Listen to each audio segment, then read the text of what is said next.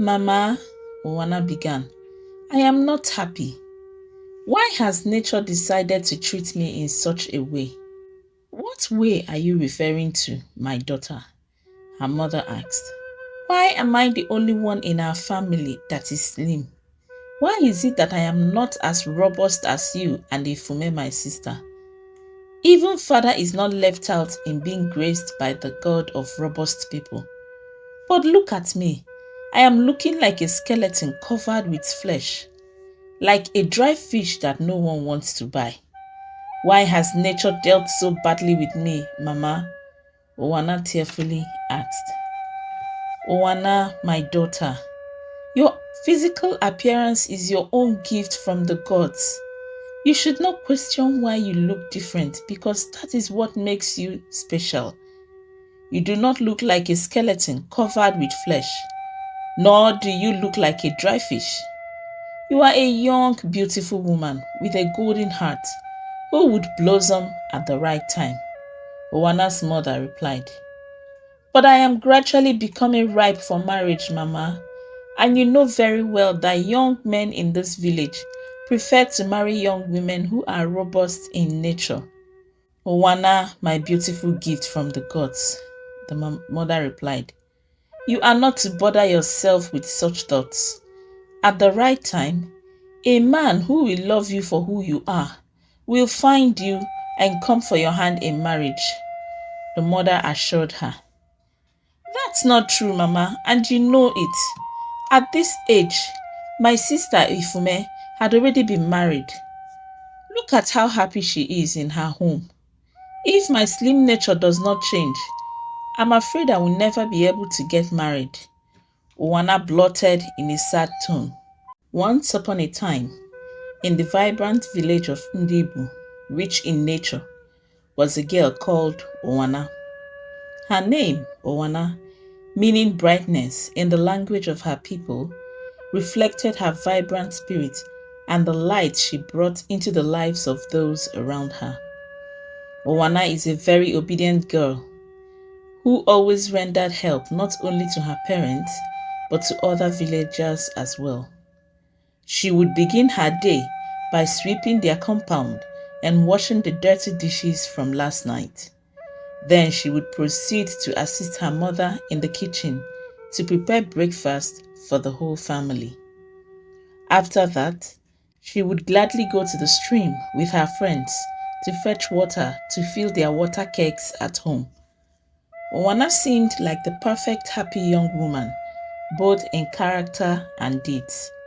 But despite her cheerful nature, Uwana harbored a deep-seated dissatisfaction with her own appearance. Unlike her sister, Ifume, who took after their robust and cheerful mother, Uwana was very slim. In Uwana's village, Ndibu, beauty is more than skin deep. It is often judged by how robust one appeared, as it is regarded as a reflection of health, vitality, and richness.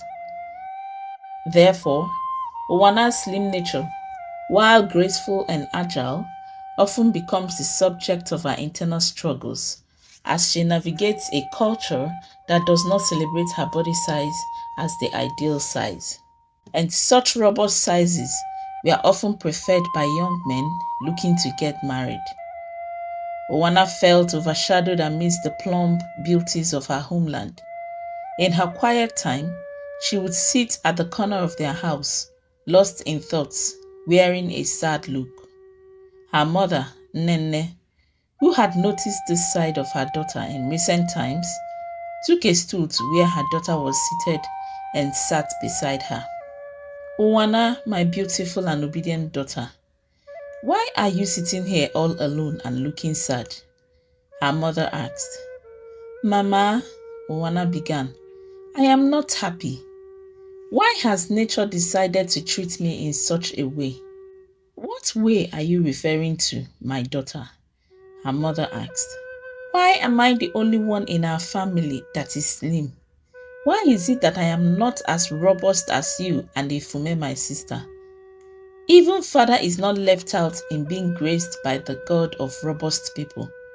But look at me. I am looking like a skeleton covered with flesh, like a dry fish that no one wants to buy. Why has nature dealt so badly with me, Mama? Uwana tearfully asked. Uwana, my daughter, your physical appearance is your own gift from the gods. You should not question why you look different because that is what makes you special. You do not look like a skeleton covered with flesh, nor do you look like a dry fish. You are a young, beautiful woman with a golden heart who would blossom at the right time. Owana's mother replied. But I am gradually becoming ripe for marriage, Mama. And you know very well that young men in this village prefer to marry young women who are robust in nature. Uwana, my beautiful gift from the gods, the mother replied. You are not to bother yourself with such thoughts. At the right time, a man who will love you for who you are will find you and come for your hand in marriage, the mother assured her. That's not true, Mama, and you know it. At this age, my sister Ifume had already been married. Look at how happy she is in her home.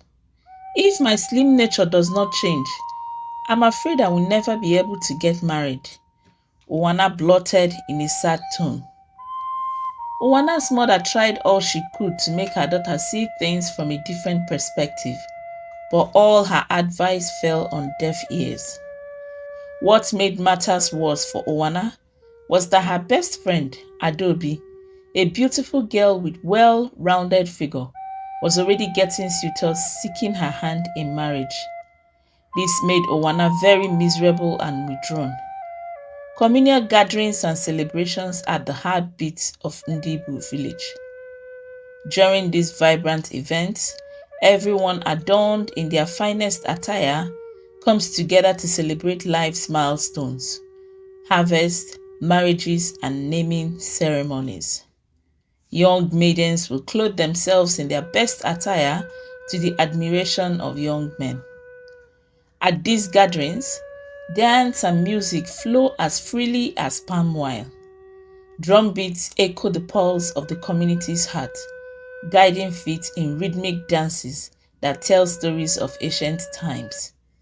It is here that beauty is displayed in its fullest expression, a gathering that reveals young women of marriageable age to young suitors. One of the highlights of such gathering is when young unmarried women would be called out to come and dance and display their physical endowment. The admiration for the well-rounded young women, those whose physical form bears witness to a life of abundance, is always evident. They are often the first to be invited to dance, their presence in the circle drawing approval nods and smiles from young men and the elders. Uwana was often overlooked when young women were beckoned to join the dance. And even when she eventually joins the dance, the young men hardly looked her way or gave her an approving nod. Uwana would often stand by the riverbank, looking at her reflection in the water, pondering why beauty couldn't have a broader definition.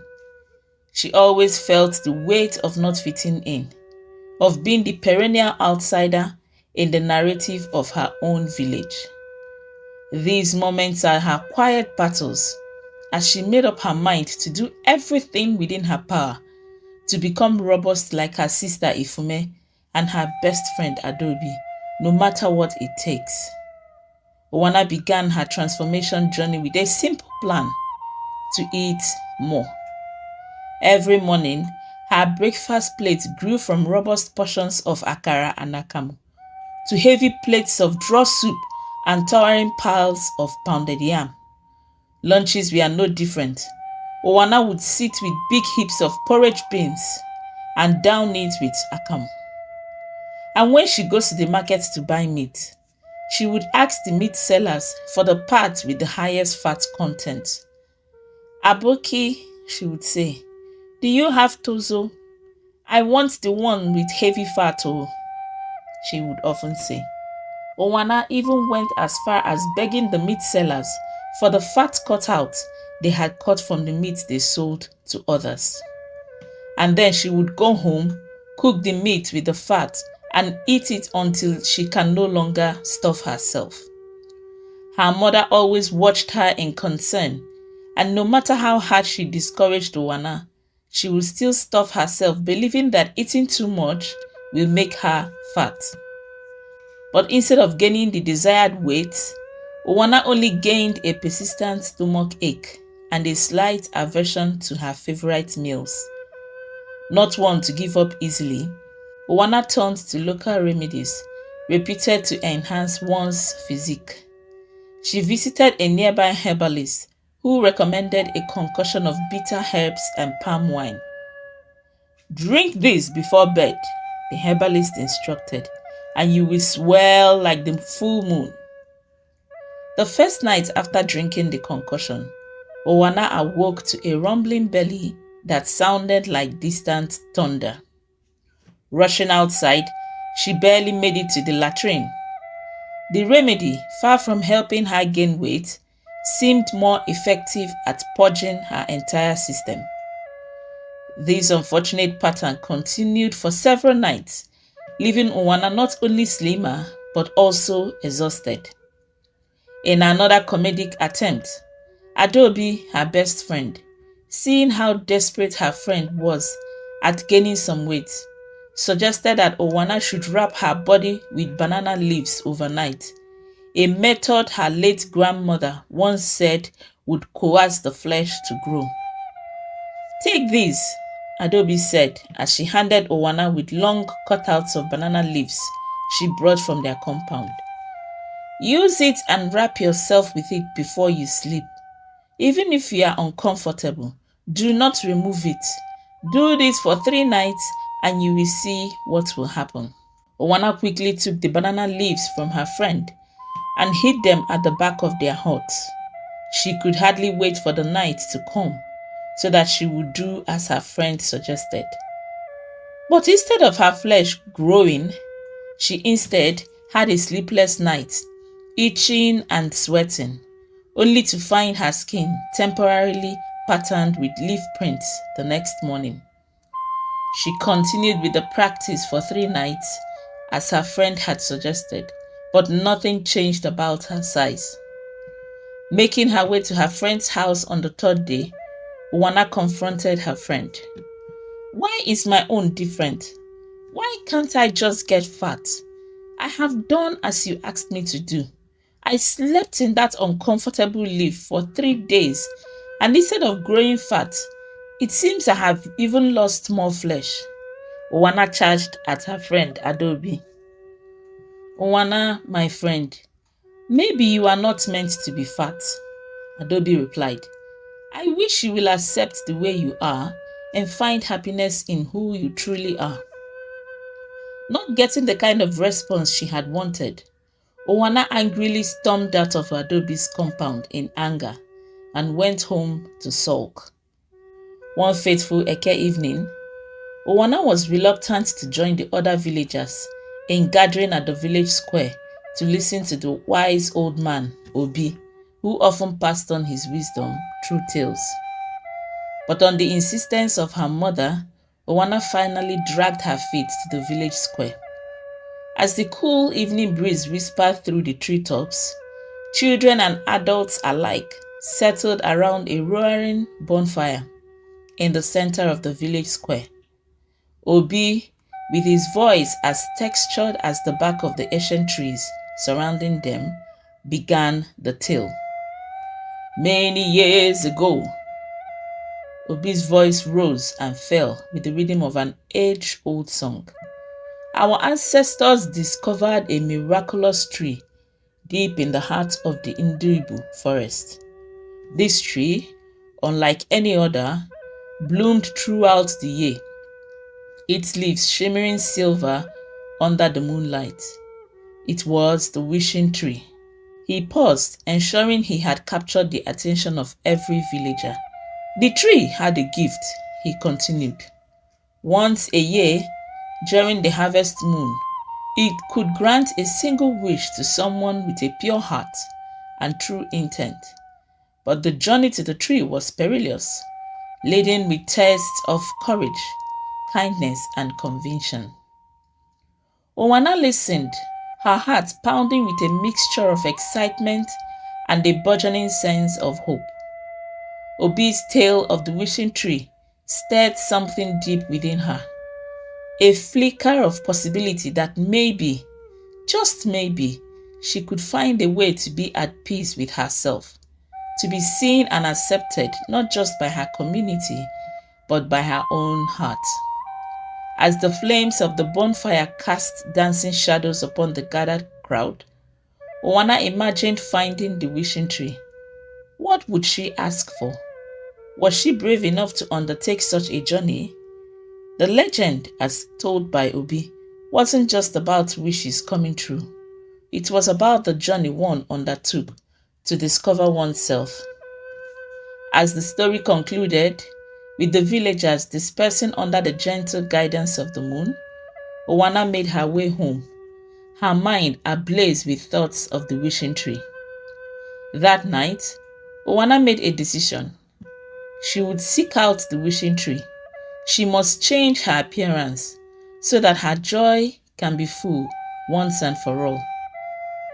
In the quiet hours before dawn, Uwana set out for the mystical Ndibu forest, her heart filled with fear and determination. She carried only a small pouch of provisions and a sturdy walking stick. After a journey filled with challenges and whimsical encounters, Uwana finally stood before the wishing tree. It was a magnificent sight, towering and ancient, with leaves that shimmered in silvery hues against the twilight sky. Uwana reached out and placed her palms against the rough bark, feeling its warmth seep into her skin. "Great wishing tree," she whispered, her voice trembling. "Please, grant me a body that everyone will admire. Make me fat.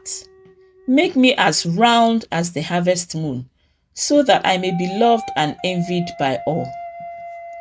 The wind seemed to carry her words away, and for a moment, the forest was silent. Then the leaves rustled as if in approval, and Uwana felt a strange warmth spread through her. Believing her wish to be granted, she returned home with a light heart, eager for the coming changes. When Uwana returned to the village from the mystical Ndibu forest, she was not the same woman who had timidly embarked on her journey, and with each passing day, she seemed to be increasing in size. Finally, the gods have smiled at her, and she would get the much-needed attention she so desired, she thought to herself. One day, as she prepared to step out of her hut, she faced her first challenge, her clothes. They no longer fit her transformed physique. With a mixture of amusement and slight frustration, Uwana rummaged through her boxes, trying on outfits, only to find them uncomfortably tight or awkwardly short. Finally, she wrapped herself in a vibrant piece of fabric that she creatively fashioned into a flowing dress. Stepping out, she couldn't help but laugh at her makeshift solution. The villagers watched in astonishment as Uwana approached the communal area, her head held high, dressed in her impromptu garment. The children were the first to react, their eyes wide with wonder, some pointing and others giggling at the unusual sight. "Mama Uwana, you look like a queen from the old stories," one of the children exclaimed, causing a ripple of laughter among the adults. But Uwana did not mind. She had waited so long to attract attention, and she was finally getting it.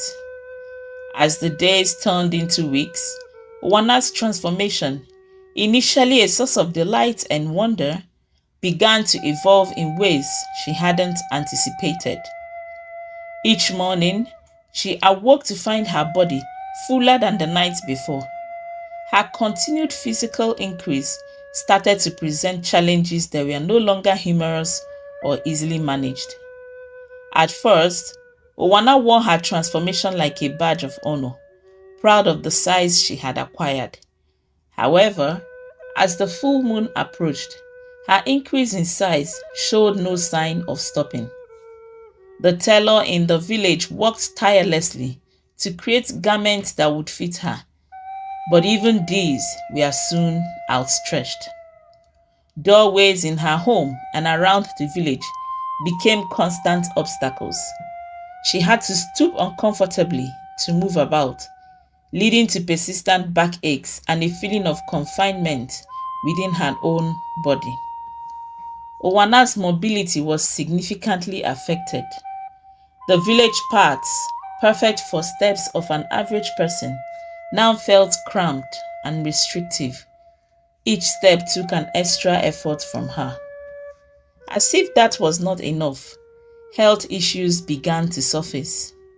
Her knees and joints always ached from bearing the weight of her size. Sleep became elusive, as no bed in her hut could accommodate her size comfortably. Exhaustion clouded her days, and the robust health she once took pride in was now compromised. Perhaps more painfully, Owana's relationship with the villagers began to change. Where once there was laughter and friendship, there was now a hesitancy to engage. Children who had looked at her with awe now watched her with a mixture of fear and curiosity. Conversations became awkward, filled with polite smiles rather than the warm, hearty exchanges she used to enjoy. Even the admiration and attention she had hoped to get from young men were not forthcoming. One evening, sitting alone under the vast sky, Uwana found herself reflecting on her journey. The wishing tree's gift, meant to empower her, felt like a burden she wasn't prepared to carry. Tears streamed down her face, not just for the physical discomforts, but for the profound sense of disconnection from her life before, the life she now realized she had taken for granted. In this moment of vulnerability, Uwana understood that growth in all its forms comes with its own pains and challenges. Determined, she wiped her tears and made a decision to revisit the mystical Ndibu forest, hoping to find guidance or a way to mitigate the effects of her overwhelming transformation. In desperation, Uwana set out once more towards the ancient wishing tree. As she approached the clearing where the wishing tree stood, her heart beat with a mixture of fear and longing. She approached with reverence. Reaching out, she touched the bark of the tree. "Great wishing tree," Owana's voice trembled as she spoke, her words filled with emotion. "I stand before you, a humble seeker once again, not in search of more, but in plea for less." Tears streamed down her cheeks, glistening in the moonlight like tiny stars falling to earth. "When I first came to you, I wished to be more than I was, fatter and more robust. But now, I see the folly in my desire. This gift, though granted with grace, has separated me from all I hold dear. I beg of you, return me to my former self, for I have learned that the true measure of growth is not in stature, but in the ability to love oneself and live harmoniously among others," Uwana cried. The forest seemed to hold its breath, the air charged with a palpable tension as Uwana laid her heart bare. The tree, moved by her sincere repentance, decided to grant Uwana one last wish. At that moment, she felt a sensation of contracting and retracting, a physical manifestation of her wish being granted. Her body began realigning with the familiar size she once knew. When the light faded, Uwana stood once more as she had before her initial transformation, her body fitting perfectly into the world she knew. The relief that flooded her was immense, not just physically, but soul deep. A restoration of her former self and everything that entailed. With a heart swelling with gratitude, Uwana whispered her thanks to the wishing tree, its leaves rustling softly as if in acknowledgement. Uwana walked back to her village, ready to reconnect, to rebuild, and to cherish the simple, beautiful life she had once wished away. This time, she carried with her a deeper understanding that true growth often comes from not changing what we are, but from loving who we are.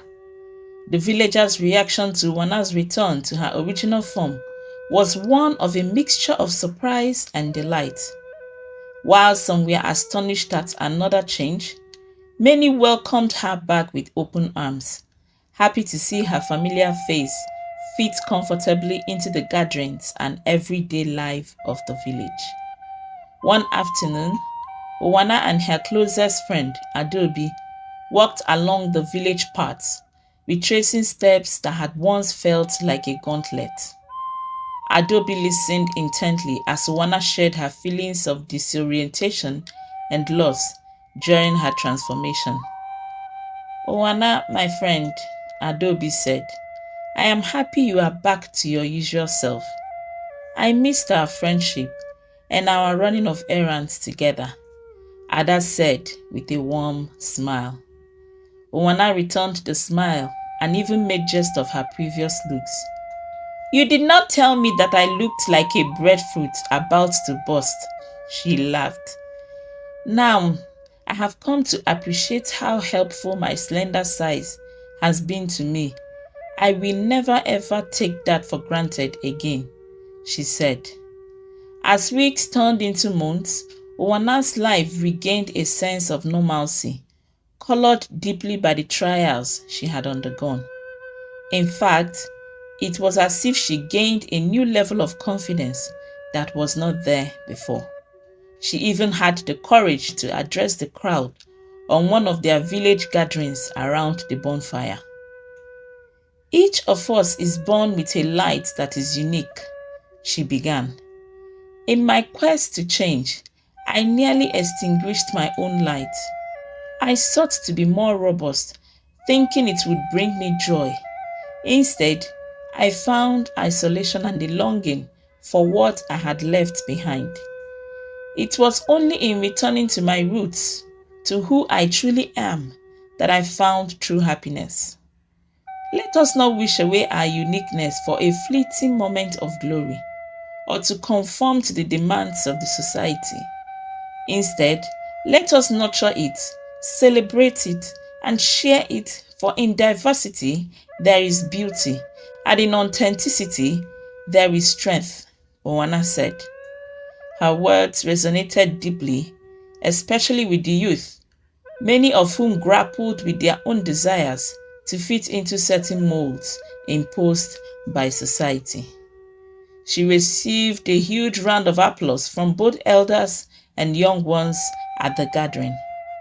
And just as if the night could not get any better, a handsome young man by the name Udo, who had been admiring Uwana from afar, chose to walk up to her that night. Uwana, the beautiful and unique one, my name is Udo. I have watched you from afar for a very long time, waiting for the right time to approach you and tell you how I feel about you, Udo said. You may not be aware, but I have observed how you are an obedient child to your parents and very helpful to the villagers. Your smile has a way of melting my heart. Your eyes hold a charm that always seems to draw me in, Udo said. Uwana, who could hardly talk because for the first time, a young man, and a handsome one at that, have walked up to her to admire her.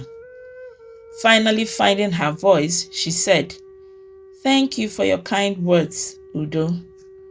They both sat together and continued speaking for the rest of the night. Few years later, Udo came for Uwana's hand in marriage, and they became husband and wife.